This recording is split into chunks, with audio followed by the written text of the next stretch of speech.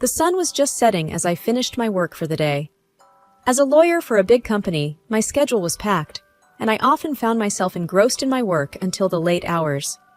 I grabbed my coat, turned off my office light, and headed out. Outside the tall building where I worked, Alex waited. I first met Alex at a coffee shop. I had mistakenly picked up his coffee, and we laughed it off. I remember the first thing I noticed about him was his bright blue eyes. He looked at me as if he was genuinely interested in getting to know me, not just my job title or my status. Alex was different from other men I had met. "Hey, how was your day?" Alex greeted me with his warm smile. "Exhausting as usual," I replied, brushing my hair back. "You?" He chuckled. "Same. Work, work, work. But hey, dinner at that Italian place you mentioned last time? Sounds good to me." As we walked, he started telling me about his past. "You know, Em, my previous marriage was tough. Lucy cheated on me. It broke me," Alex said, looking distant for a moment. I felt for him. "I'm so sorry, Alex. That's tough." He sighed. "Yeah, but that's in the past. My parents took her side and stopped talking to me. The only person who stuck with me was my sister Lisa." "Oh, Lisa, I haven't met her yet, have I?" "No, but you'll like her. She's great, has the same humor as me," he said with a grin. As our relationship grew, we often met for dinners, walks in the park, and movie nights. He was sincere, kind, and considerate. His story of betrayal touched my heart, and I felt protective of him. I swore to myself I'd never hurt him. Months passed, and our bond grew stronger. We decided to take the plunge and get married. Planning a wedding was challenging with my work schedule, but Alex was there every step of the way. The day of our wedding, I remember feeling a mixture of excitement and nervousness. Alex looked dashing in his suit, waiting for me at the altar. The ceremony was beautiful. However, I couldn't help but notice the absence of Alex's family, except for a young woman with a bright smile, who Alex introduced as his sister Lisa. "Emily, meet Lisa," he said as he introduced us. She extended her hand. "Nice to meet you, Emily. Alex has told me a lot about you." I smiled. "All good things, I hope." She laughed. "Of course! Congratulations!" Despite the joy, a part of me wondered about Alex's family. Why weren't they there? Why did he only have Lisa by his side? I pushed those thoughts away, telling myself that families can be complicated. The weeks after our wedding were pure bliss. Alex and I enjoyed breakfast on the patio, dinners by the fireplace, and late-night movie marathons. The comfort and ease between us grew stronger with each passing day. But things took a turn when Alex came home from work one evening, looking quite troubled. "Emily," he began hesitantly, "there's something I need to discuss." "What's wrong?" I asked, my heart rate increasing a bit. "It's Lisa," he replied. "She's going through a rough patch. Her boyfriend has been abusive, and she needs a place to stay." I was taken aback. "Oh my goodness, that's terrible. Of course she can stay with us." "Are you sure?" Alex asked, looking relieved. "Absolutely. She's family, and we should help her out." The next day, Lisa moved into our guest room. She looked different from when I had last seen her on our wedding day. There were visible bruises on her face and arms, and she looked utterly defeated. "Hey, Lisa," I said, trying to sound upbeat. "I'm so sorry to hear about what happened. Please know you're safe here." She smiled weakly. "Thanks, Emily. It means a lot to me." As the days went by, I noticed Lisa and Alex spending a lot of time together. They'd laugh, chat, and sometimes even cook together. It was nice seeing them bond, but sometimes it felt like I was the third wheel in my own home. One evening, after dinner, I decided to bring up my concerns with Alex. "Alex," I began cautiously, "I'm glad Lisa is here and we're able to help her out, but—" "But?" he prodded gently. "I sometimes feel a bit left out," I admitted. "You both seem so close, and I just wish I could be a part of that." Alex looked thoughtful for a moment. "I understand where you're coming from, Em, but Lisa and I have shared a lot over the years. I promise, though, I'll make an effort to ensure you don't feel this way." The next day, Alex planned a movie night for the three of us. It was fun, filled with laughter, popcorn fights, and reminiscing about old times. Lisa shared stories from their childhood, and I felt more included. Yet, A small seed of doubt had been planted in my mind. I noticed the whispered conversations they'd have when they thought I wasn't around, and the way they'd sometimes go silent when I entered a room. I tried to dismiss it as sibling closeness, but something didn't sit right. One evening, I decided to approach Lisa. "Lisa, can we talk?" I asked as I approached her in the garden. She looked up, slightly startled. "Sure, what's up?" "I've noticed you and Alex have a very close bond, which is great. But sometimes it feels like you both share secrets I'm not a part of. It's probably just my imagination, but it makes me a bit uncomfortable." Lisa sighed. "Emily, I understand, but you need to know that Alex and I have been through a lot together. It's not that we're keeping secrets from you. It's just some things from the past we occasionally discuss." I nodded, not entirely convinced, but appreciating her honesty. "Thanks for understanding. I just wanted to clear the air." The following months were busy for me.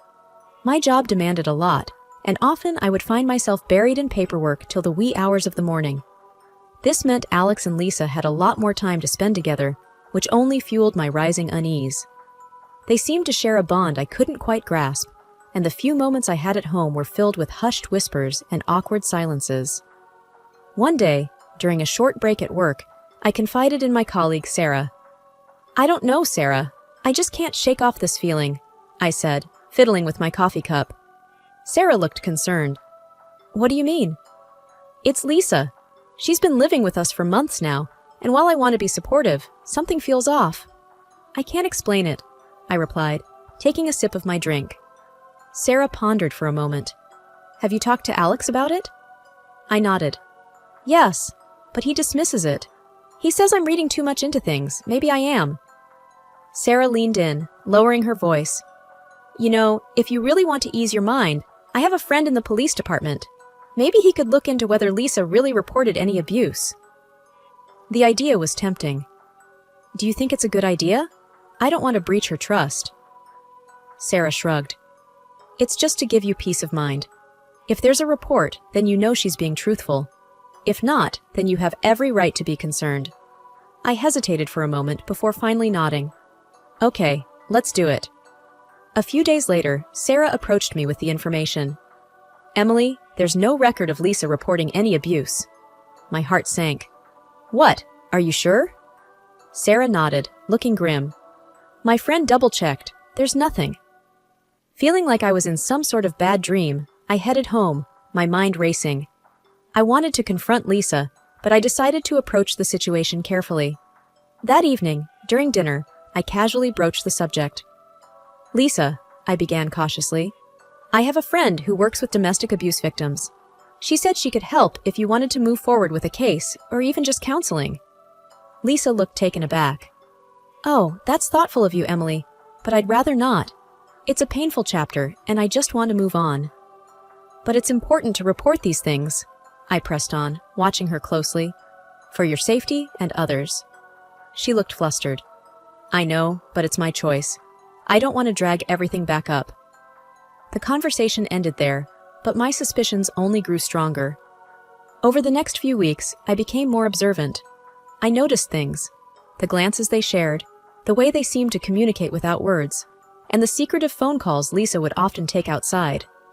One day, as I was searching for a file in our home office, I stumbled upon a photo. It was an old picture of Lisa and Alex, but they were not posed like siblings. Their closeness in the image was intimate, and the backdrop was a university banner. Confused and hurt, I decided to take a drastic step.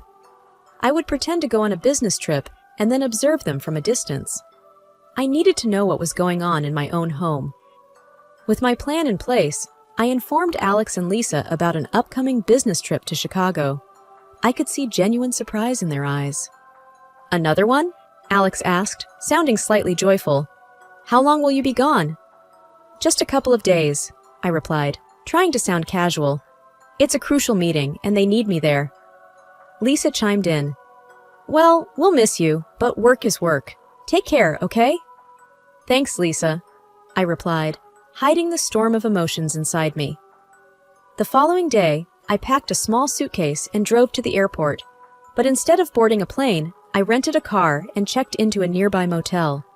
I then spent the day shopping and planning my surprise return to the house. By nightfall, I parked the rental a block away from our home and approached on foot. The windows were illuminated, suggesting they were in the living room. Silently, I used my key and entered through the back door. I tiptoed towards the bedroom, and what I saw next left me reeling. There, in our bed, lay Alex and Lisa, wrapped in each other's arms. The betrayal stung deeply. "It's your own sister!" I screamed, unable to contain my shock and anger. Both of them jolted upright, panic evident on their faces. "Emily!" Alex exclaimed, jumping out of the bed. "This isn't what it looks like." I scoffed, tears filling my eyes. "Really? Because it looks like you're in bed with your sister." Lisa, clutching the sheets around her, tried to find her voice. "Emily, let us explain." "Explain?" I shouted. "How can you possibly explain this?" Alex took a deep breath. "Lisa is not my sister. She's someone I've known since university." My mind raced. The photo, their closeness, the secrets. It all made sense now. "So, all this time you lied to me? About everything?" I questioned, trying to grasp the magnitude of the deception. Lisa finally spoke. "We didn't plan for it to go this far, but when we met you and you were so kind and generous, we just went along with it." I looked at Alex, searching for some sign of remorse. "Why, Alex? Why did you marry me if you loved her?" He looked down, guilt evident in his eyes. "I thought I could move on from her. You were everything I ever wanted, but old feelings, they resurfaced." Fighting back tears, I said, "You both betrayed me. In my own home. I can't even look at either of you." I turned and left the room. The next morning, I sat in the office of my good friend and fellow lawyer, Jenna. She had always been a pillar of support, and I knew I could trust her with my situation. Jenna looked at me, her face a mixture of concern and anger. "Emily, this is just unbelievable. How could they do this to you?" "I was a fool," I muttered, my gaze fixed on the floor. "I believed him, trusted him." She leaned forward, taking my hands in hers. "It's not your fault. He's the one who lied." I took a deep breath. "I want to take this to court, Jenna. I need to make sure they pay for what they've done." Jenna's eyes narrowed with determination. "You have every right to. Let's go over the details, and we'll build the strongest case possible." Over the next few weeks, Jenna and I delved deep into the laws concerning fraud and deception in marriages. I was determined to ensure Alex faced the consequences of his actions. One evening, Jenna called me with some news. "Emily, I've managed to get in touch with Alex's ex-wife. She's willing to help us." A rush of relief and gratitude filled me. "Thank you, Jenna. This could be the key we need." A few days later, Alex's ex-wife, Marianne, came to meet me. She was a petite woman with a steely determination in her eyes. "Emily," she began, extending her hand, "I'm so sorry for what you're going through. Alex has a history of deceit, and I experienced it firsthand." I nodded, taking a seat across from her. "Tell me everything." She sighed. "We were in love, or so I thought. But then I found out about his affair with Lisa. When I confronted him, he painted me as the villain, told everyone I was the one cheating." Tears glistened in Marianne's eyes. I was left with nothing. I squeezed her hand gently. "Together, we can ensure he doesn't hurt anyone else." A determined look crossed Marianne's face. "I still have all the evidence, text messages, photos, everything. We can use it in court." Our strategy was becoming clearer. With Marianne's evidence and my testimony, we had a robust case against Alex. In the midst of our planning, Jenna received a surprising call. "Emily," Jenna said, her face pale, "it's Alex's parents. They want to meet you." The next day, I found myself face to face with two elderly individuals, their faces lined with age and sorrow. "Mrs. Clark," began the father, his voice quivering, "we're so sorry. We tried to warn you, but we didn't know how." The mother, tears streaming down her face, added, "We disowned Alex after what he did to Marianne, but we never imagined he'd do something like this again." Their words only fueled my determination. "We're taking this to court. He won't be able to hurt anyone else." The day of the trial had arrived. My heart raced as I entered the courthouse, Jenna by my side. The courtroom was filled to capacity, a testament to the gravity of the case and the scandal surrounding it. As I took my seat, I saw Alex and Lisa across the room. They were huddled together, whispering amongst themselves. Alex glanced in my direction, a flash of guilt crossing his eyes. Jenna leaned over and whispered, "Stay strong, Emily. We've got this." Before I could reply, the judge entered the room and everyone fell silent.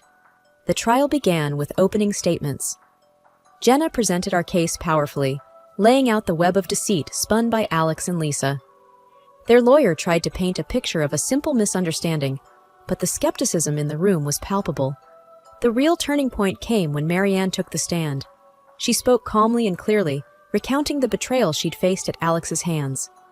"I loved him," she said, her voice breaking slightly, "but he took everything from me, my reputation, my self-worth." She then shared the evidence she had kept, text messages, photos, and even a letter from Alex confessing to his lies. Alex's lawyer attempted to discredit Marianne, implying that she was bitter and out for revenge. But her dignity and the evidence spoke for themselves. After Marianne, it was my turn. I told the court about my relationship with Alex, our whirlwind romance, and the gut-wrenching betrayal I had felt when I discovered the truth. I spoke about how I had opened up my home and my heart, only to be repaid with deceit. Lisa was called to the stand next. She seemed nervous, often stumbling over her words.